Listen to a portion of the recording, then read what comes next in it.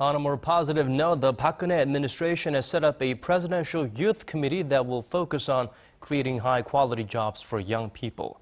The president convened the first meeting of the committee on this Tuesday to discuss that and other strategies for bringing down the country's rising youth unemployment rate. Our presidential office correspondent Eoh Jin-joo reports. The number of people with jobs in Korea is on the rise, with the figure increasing by some 360,000 from the previous year in June, its biggest jump in 8 months.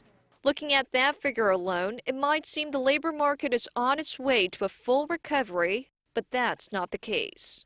While the number of newly employed people over the age of 50 went up by 420,000 during this period, the number of people with jobs in their 20s and 30s has dropped by 35,000 and 23,000 respectively. Experts say this reflects the aging of Korean society and the imbalance in supply and demand in the labor market, as more young people with an increasingly high level of education prefer to work in large enterprises, while the number of positions at those companies is limited. President Park Geun-hye set up a committee comprised of young leaders to tackle the country's rising youth unemployment rate at the start of her administration. The first meeting was held this Tuesday morning. The Presidential Youth Committee, headed by Dasan Network CEO Nam Min-woo, will be focusing on job creation, especially for those in their 20s and 30s, and will work with related ministries to enhance and make practical amendments to employment policies.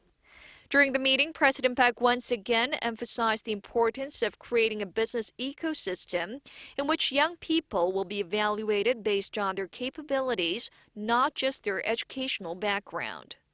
The president also said young people should be encouraged to start their own businesses if they have the drive and creativity to do so.